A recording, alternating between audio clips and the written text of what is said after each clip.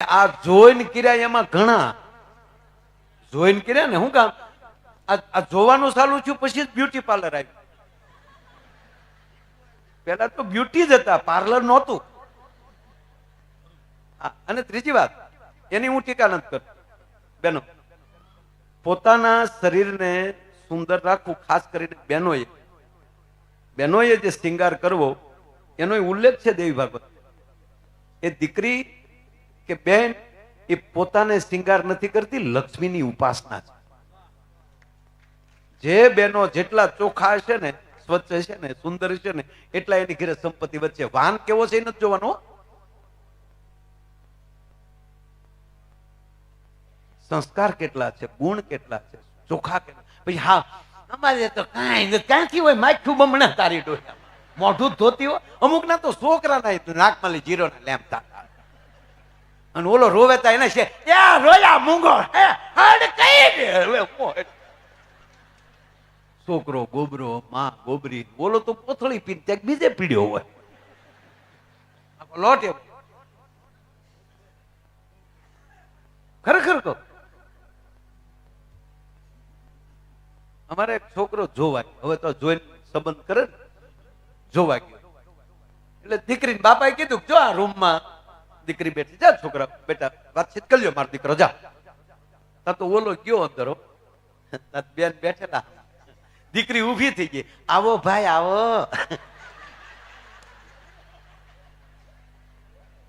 દીકરી બિચારી ગામડાની, એને કઈ ખબર નહીં, એને એમ થયું કે ભાઈ આવ્યો.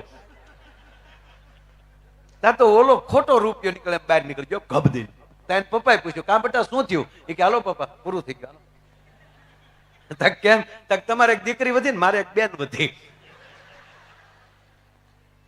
નો ફાવે ધંધો. જીવનમાં સુંદરતા જરૂરી છે, પણ વિવેક સાથે. આ દેશ રૂપનો દેશ નથી, ગુણનો દેશ. આ દેશમાં ગુણતા, કોઈના ઘરે તમે પગ મૂકો એટલે ઘરમાં ભગવતી કેવી બેઠી એના ઉપર આધાર. હા, આપણે 5 મહેમાન ઘરે લઈને જાય છે ને, એ શેને લીધે? ઘરે એવી બેઠી માં હોય તો. નકર મહેમાનને લઈ જવાય ઘરે, મહેમાનને ગરધણી બે નો ફળિયા બઠા થઈ જાય. એક ભાઈ એની પત્નીને ફોન કર્યો, હાલો હા 5 મહેમાન લઈને આવું છું, રસોઈ તૈયાર રાખજો.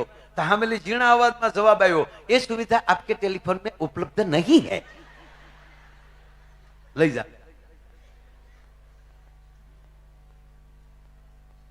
વાત એ છે કે જે માં ભગવતીની જે ઉપાસના, દેવી ભાગવત ચાલે છે તમારા ગામમાં,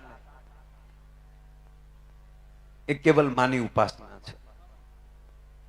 ભગવાન રામ કોઈ પણ આપણા ખોરડે જેટલા દેવ મોટા કોણ, જેના ઘરમાં ભગવતી, ભગવાન મહાદેવની બાજુમાંથી તમે માં ઉમાને કાઢી નાખો તો ભગવાન શિવ અડધા થઈ જાય. કારણ કે શિવ શક્તિ હારે હોય તો જ. ભગવાન રામના જીવનમાં લઈ તમે સીતાજીનું પાત્ર હટાવી નાખો, રામાયણ પુસ્તક મટીને પસ્તી થઈ જાય. રામાયણ માં સીતાજી કાઢતા ખોલ્યો. મહાભારત નામના ગ્રંથમાંથી દ્રૌપદીનું પાત્ર હટાવી નાખો તો મહાભારતી પુસ્તક મટીને પસ્તી થઈ જાય. અને ભગવાન કૃષ્ણના જીવનમાંથી રાધાને કાઢી નાખો તો કૃષ્ણ આધા થઈ જાય. એમ આપણા ઘરમાં ઘણા વાંઢા આપણને કહે આવજો અમારી ઘરે, તારી ઘરે હું તપેલિયું ધોવા આવું, અમારે ચૂલા માથે હાવણીઓ લઈને ફૂલખણી કરીને બેઠો હોત ના. આ કોઈ રૂડું લગાડવાની વાત. પણ મને ઉમા શબ્દ એટલે કે પેલા નામ ન લેતા, વાતે કરતો, પેલા નામ ન લેતા.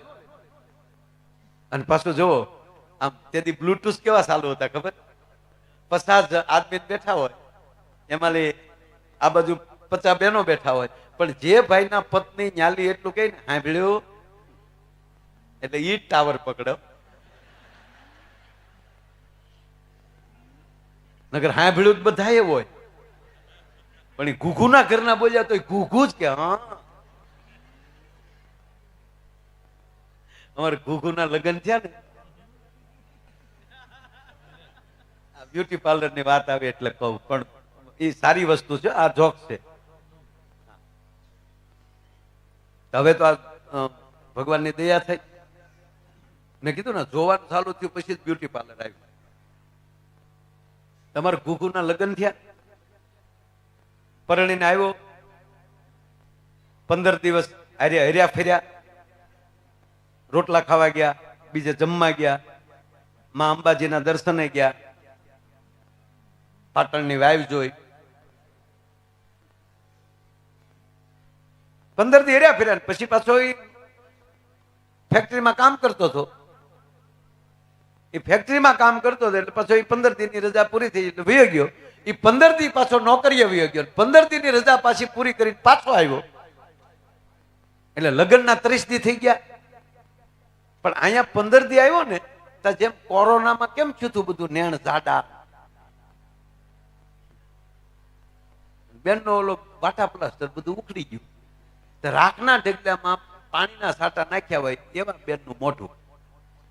તો ઓલો આવ્યો તો એને શું થયું કે મારી પાટલા હાવ આવી ગયું, ઉંમર વધી ગયો.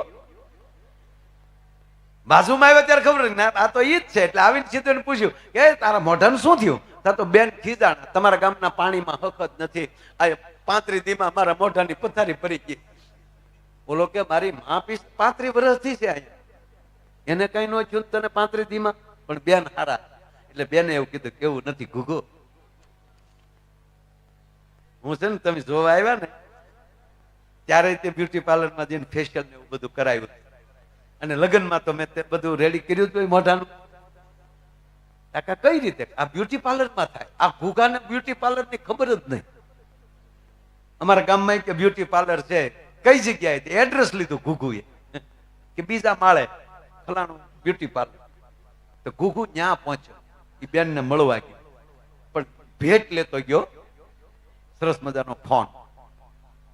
એટલે કીધું કે તમે 35 દિવસ પહેલા આ નામની વ્યક્તિનું ફેશિયલ તમે કરેલું? તક હા.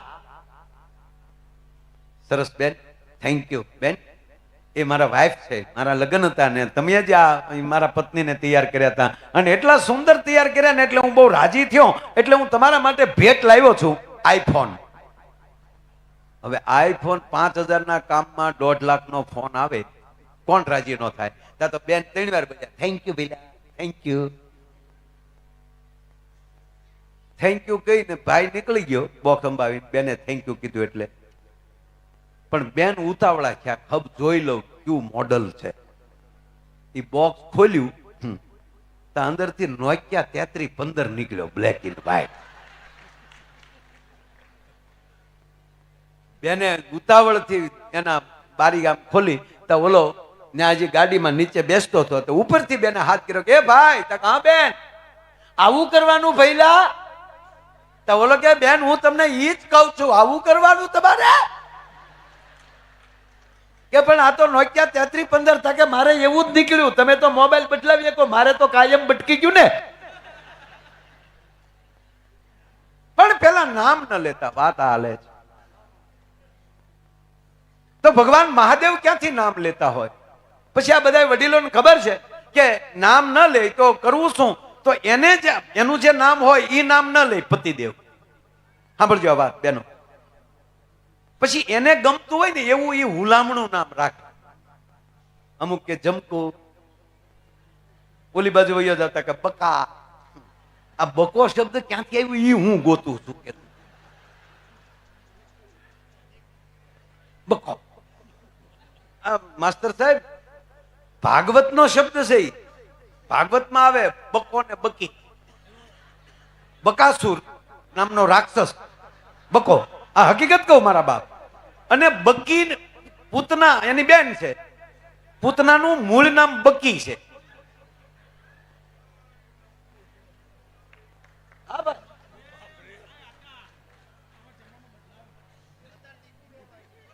દીકુડો આપણે એમ થાય કે મમ્મી છે કે પત્ની છે. અરે હમણાં સાહેબ કેવું બન્યું, એક ભાઈના લગ્ન થયા ને તો લગ્ન પછી પરમાર સાહેબ લગ્ન પછી 15મે દિવસે જમાઈનો ફોન આવ્યો સાસુ ઉપર. હવે 15મે દિવસે સાસુ ઉપર જમાઈનો ફોન આવે, મમ્મી કેટલા રાજી થાય. હવે તો સાસુ નહીં મમ્મી કે ને, સાસુ નહીં મમ્મી કે ને. કહેવાય? મારા હમ ખાઈને કયો ના, મમ્મી કરતા વિશેષ રખાય. હું એમ નથી કહેતો મમ્મી નો કહેવાય. એને તમે આ શબ્દ દોષ લાગે છે મારા બાપ? શબ્દ બ્રહ્મ છે. હા, મમ્મી કરતા વિશેષ રાખ. અમારા સમાજમાં તો સાસુ નામનો શબ્દ છે જ નહીં. અમારા સ્પેલિંગ શબ્દકોશમાં છે જ નહીં. સાસુ, જમાય આવો શબ્દ છે જ નહીં. અમારે સસરા શબ્દ નથી. સસરા મામા કે, સાસુને ફૂઈ કે, દીકરાની વહુ ફૂઈ કે. હું કામ? ફૂઈ થાય ને તો એ બાપુજીની બેન થઈ, અને ફૂઈને એમ થાય કે મારા ભાઈની દીકરી છે, એ મારી દીકરી ગણાય, મારે એને જરા હેરાન ન કરાય. અમારે ફૂઈ શબ્દ. અને જમાઈ નહીં, ભાણેજ. જમાઈ ભાણેજ. હવે તો બધા મમ્મી કહે છે. ભલે કે મને વાંધો નથી. હવે સાંભળજો, ઈ મમ્મી હોય તો એની દીકરી શું થાય? બોન થાય ભાઈ.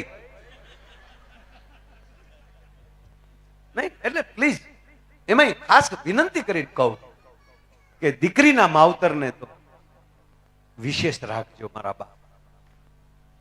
આ દેવી ભાગવતના મંડપમાં બેઠો બેઠો કહું કે દીકરીના માવતરને વિશેષ રાખજો. શું કામ? એને તમને દીકરી નથી આપી, એના ઘરની લક્ષ્મી ને કાળજાનો કટકો તમારા ઘરે મોકલ્યો છે સાહેબ. એના માટે પ્રણામ છે. પણ મમ્મી નહીં. આમ તો મમ્મી જ નહીં, મમ્મી શબ્દ જ કાઢી નાખો. આમાં બધા તમે આ બાજુ સુખી માણસો છો, ઘર દીઠ અમેરિકામાં છે. અમેરિકાના મૂળ માણસો અંગ્રેજો, બરોબર, અંગ્રેજી બોલવા વાળા. ઈવડે મમ્મી કહે છે. અમેરિકામાં કોઈ એની એ લોકો મૂળ ન્યાના ઈ મમ્મી કહે છે તો મને કયો હાલો. ઈ મોમ કે છે, મધર કે છે, my mother, my mom. Mummy ની. મમ્મી આપણને ગુજરાતીઓને પકડાવી દીધું, ભારતીયો. હવે મમ્મીનું ગુજરાતી શું થાય? યુવાન મિત્રો ખાસ મારે તમને દાંત કઢાવ, પણ વચ્ચે આવી ક્યાંક વાત આવે તો તમારે મને સાથ આપવો જોવે. આજ તમને રાજી કરવા માટે માયા ના ગલોટિયા ભલે ખાવા પડે, પણ તમને આનંદ કરાવી દેવાનો. કારણ કે એટલા બધા મળ્યા છો. કવડું મને આજ ખબર પડી મારી કેટલી વેલ્યુ છે. પ્લીઝ પણ મને આમાં જવાબ આપો. મમ્મીનું ગુજરાતી શું થાય?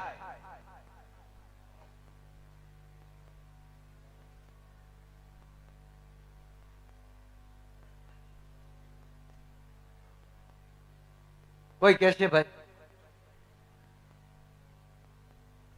બધાને ખબર છે તો કઈ કે તમે કહો ને કે અમને અંગ્રેજી આવડે.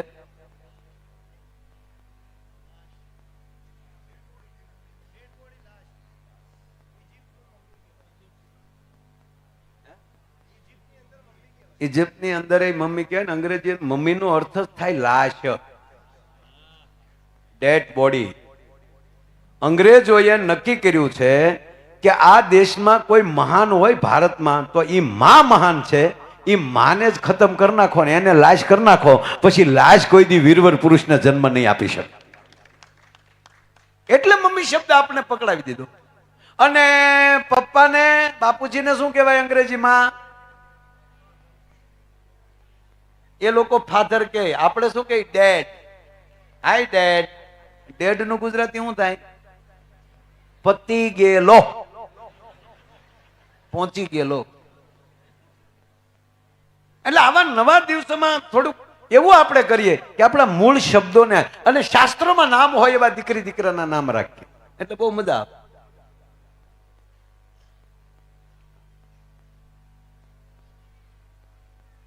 એટલે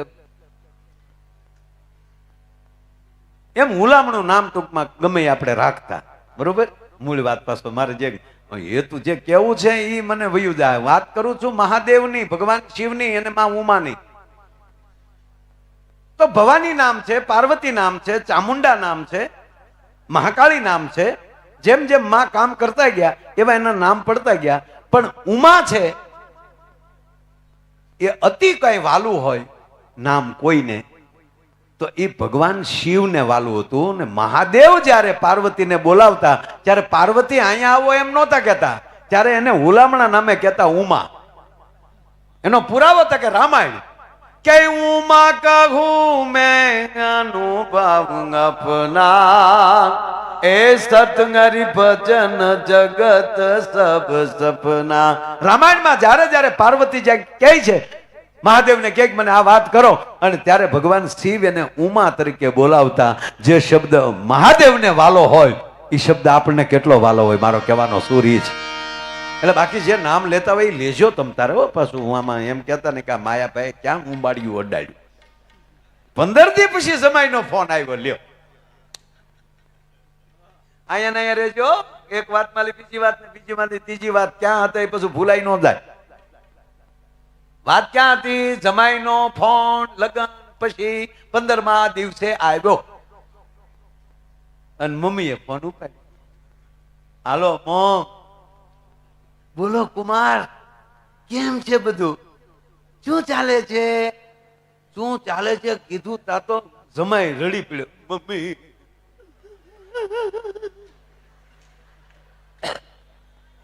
જમાઈ મમ્મી સાસુ આગળ રડતો છે કેવું થતું છે? હાલો મોમ, હાલો મોમ. કુમાર શું થયું? Mom please Kumar control, Kumar control. Kumar મારા સમજે જો તમે ઢીલા પડો તો કુમાર પ્લીઝ તમે સ્વચ્છ થઈ જાઓ. કે તમે આવી રીતે કરશો તો મારે શું સમજવું?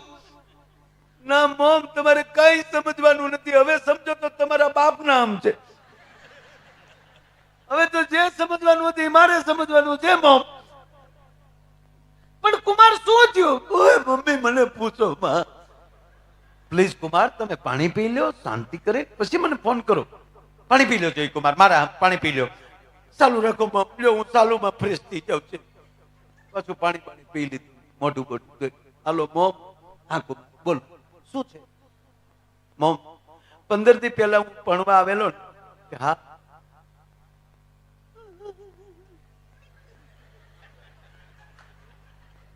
મમ્મી તમે અમને કેટલા બધા હાંચવેલા, કેવું સરસ અમારું સન્માન કરેલું, સ્વાગત કરેલું, કેટલા હાંચવા.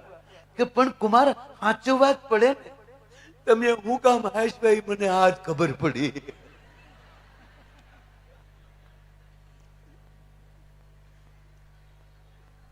પ્લીઝ કુમાર જે હોય કયો, શું થયું?